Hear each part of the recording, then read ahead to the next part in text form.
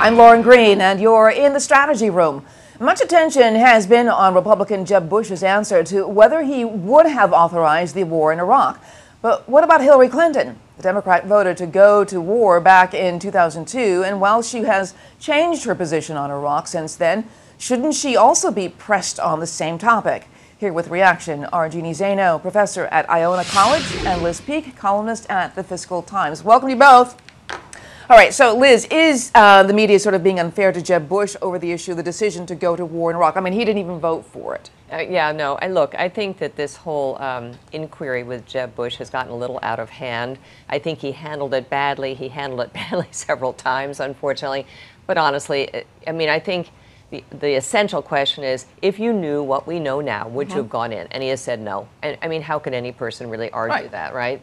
As to Hillary Clinton, when we get to the Democratic debates with 1.5 people participating, because it doesn't really look like there's going to be any more, I am sure she will be challenged on, look, the progressive wing of her party hates the fact that she's a hawk. She has been historically a hawk, not just on authorizing the Iraq war, but also on the surge and also on invading wanting to go into Syria, Libya, other territories where she has been on the aggression side, let's say.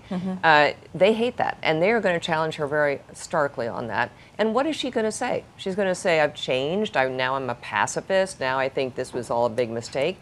Look, I think she has so many issues that have to be resolved before the entire Democratic Party can get behind her, and particularly the progressive wing. I think it's very tough, and this is just one of them. Yeah. Jeanne, what do you say? You know, I think the real point is what Liz just brought up, which is the fact that she's going to be questioned not even as much on the war vote of 2002, but her time as Secretary of State. And there are key issues there, like Syria and like Libya. You know, there's a school of thought out there that the Clintons would much rather be talking about Benghazi than looking at her role in some of the other things that she did during her time as Secretary of State. And those, I think, are going to matter to Democrats and Republicans, more importantly, than the 2002 vote. So, you know, I think, yes, she's the only person in the race that authorized the vote, spoke on the floor about it. So she is going to get hit on that. She has, you know, since said she wouldn't have done it. But I think it's the more recent issues when she was in those 4 years. Those are big issues that still haven't been addressed because she hasn't answered questions about them. There's hindsight is always 20/20. We have a Quinnipiac University poll says the decision to go to a war with Iraq in 2003.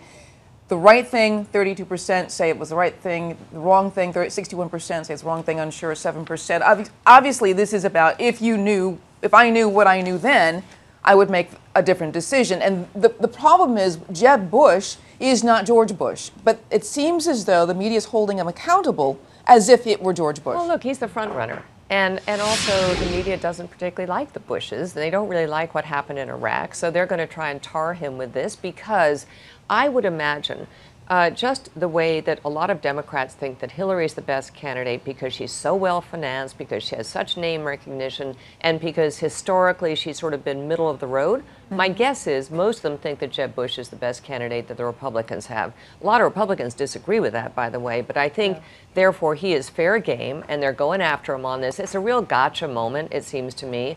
And I think he's handled it poorly, by the way, and I think that's, for Republicans, that is sort of a heads up that he may not be the best campaigner out there. But he's also kind of a wonky guy. That just doesn't surprise me that much, that he's a little bit tangled up in the weeds on this. Yeah, I mean, could that be the 2016 presidential kind of issue, this war in Iraq? I mean, could that still be in front and center? I think it could, because I think there's going to be an effort to tie the Bushes together. So you're going to absolutely see that. But since this is the strategy room, can I just say strategically, what a blunder that he wasn't prepped to answer these questions. I mean, you know, and to turn it around and talk about the world as we know it today, which is much different from the world his brother inherited or his father inherited. So, you know, to me, you know, thank goodness it happened now. I mean, you want it to happen now, get it out. But I do think it says that his campaign really does need to do a better job. This is a smart guy.